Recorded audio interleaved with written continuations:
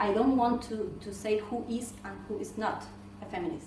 My mom was a feminist as well. And not as a feminist, as Alejandra Moreno, I don't like the pink color. It makes you think of alternative worlds. Heterosexual, homosexual, lesbian relationship. Anyone can be a feminist, so... We always have to make concessions for our rights. Where your meat is coming from. Because it's critical.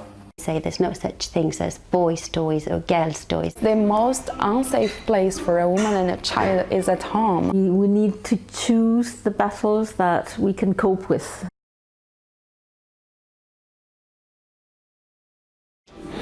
How do you have still hope for a better future if every single day you would encounter something as traumatic as that? Well, I think if I didn't have hope, I couldn't live, basically, because I think it is really hard when we have our awareness, because awareness also brings us to these negative feelings of angry and frustration and sadness. And fear as well. And fear also. Well, fear is something that is there. But at the same time, I think what brings me hope is the support network that we meet in our path. So I know that I'm not alone, and this is not one person's job to do, and this is not only me who is doing, and then not feeling lonely. I was wondering, what would you think about hegemonies in general? Like hegemony of English, for instance. You're from Brazil, I'm from Ukraine, and yet we're here in Spain speaking English. Don't you think that it's a little bit of a hegemony, as well as heterosexuality or being white or anything like that? Isn't it all hegemony that don't really have a place to live in the modern world anymore? And do you think that they will ever disappear? This idea that there's one language that everyone should speak, or there's one sexuality that everyone should lead to. What do you think of that? Well, I think regarding language, this is related to our economical system. Like, we are speaking English, but if we were like maybe a century ago, we would be speaking French. Right. Or Spanish. Or Spanish. Yeah. Or if we were like... Maybe in a century we would speak in Chinese. Oh my God. Who knows? That is gonna be really hard. Yeah. But anyways, so yeah. But about the heterosexuality, I really think it is also language. If we have only these representations of heterosexual couples, which is also patriarchal in this ideal of patriarchal family, so you have any sexual education back at school? I'm very horrible with the banana and the condom, and also the person, I think it was the pedagogical coordinator. Because people stereotypically would see Brazilians as very sexually open. I think that the images of Brazilian carnival would highly contribute to that. With all the Brazilians presumably and stereotypically being super open to having relationship, to having sexual intercourses, to having beautiful bodies, to be absolutely amazing in those unusual costumes and so on and so forth. I think stereotypically that might be the case. And then comparison to this stereotype that might exist in the world, would you say that sex is still a hushed topic in Brazil? Does it somehow involve the ideas of shame, not talking to children early? Does it involve, talking about your sexual intercourse with a friend, with parents? What is the main perception of sex? Is it open, like let's say in the Western world, that you are absolutely able as a woman to have as many sexual partners as you would like? Or is it a little bit hushed? So give me the more specific ideas of how it is perceived in Brazil. Well, I could tell you that yes, it is open, but at the same time, I think we face the same issues that in general. So it depends on the family, if you can talk to them or not. So that goes more like in specific cases, but in general, yes, it is open. I don't think we talk about it to children. But I mean with friends, yes. But at the same time, it is the same issue also that we face when women are sexual active or positive. They are also target of being called names and stereotypes that... But men are not called names. No. Right. So No, it's the at same all. as everywhere in the world. No. Yeah, I think it is the same, and also we have the very degrading way of saying, like, when you fuck someone, you eat someone.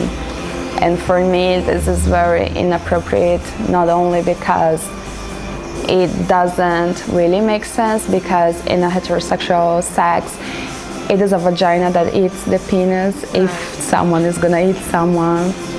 So every time that I see someone saying that, I also bring this, like, no, it is the opposite, we are eating you. Would you be able to name 3 feminist issues that are on the agenda in Brazil now? Well, I think I can name 2 for sure. One is related to the black feminism and also related to prison, women in prison. So we had this, I don't remember when, but we had this book and also these campaigns of prisoners who menstruate. Because of this neutrality that is not neutral, female prisoners are not treated as they should. They are treated as men. And then not addressing the issues of maternity,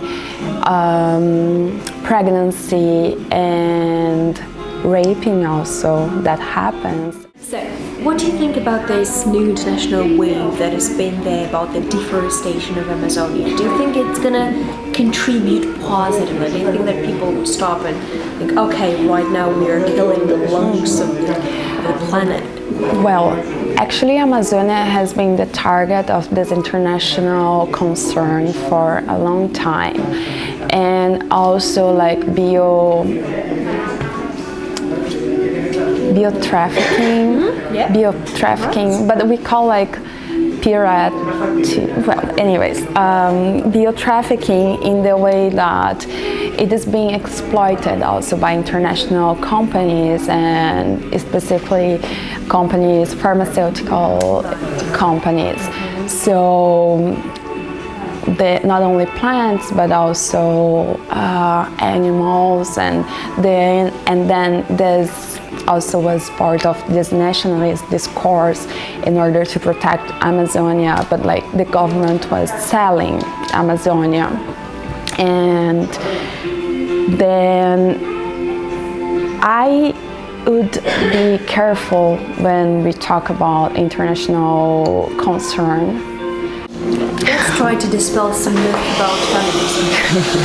So the first one is I really like this one. Is it true that all feminists hate men? Well, I don't hate my father and I don't hate my brother, so I don't think I hate all men. Feminists don't wear pink and they don't care about fashion. Would you agree with that? No, because there are different ways of being feminist and doing feminism, and there are different feminisms also. So there are feminists, like, I don't think this is like also a stereotyping and putting these boxes with these labels that how you do feminism, and the issue is that you can do in different ways. And one example that I can give to you is that black women were fighting for makeup because the market didn't acknowledge them as consumers. So instead, like, it doesn't make sense if you fight against that if it doesn't exist. So first you have to have that, and then in order to make like the market realize that you are also a consumer. And then I think this is a very tricky question, because sometimes people say, well, you're a feminist, you should love yourself. On this beautiful note, we would end our interview. Thank you very much for devoting your time Thank you. we should go walk a little for like 10 seconds. It's fine. It's 10 fine. minutes. Were you covering the sun for us? Because it goes there and then go. Yeah. Oh my Straight god. to me. But I love this way.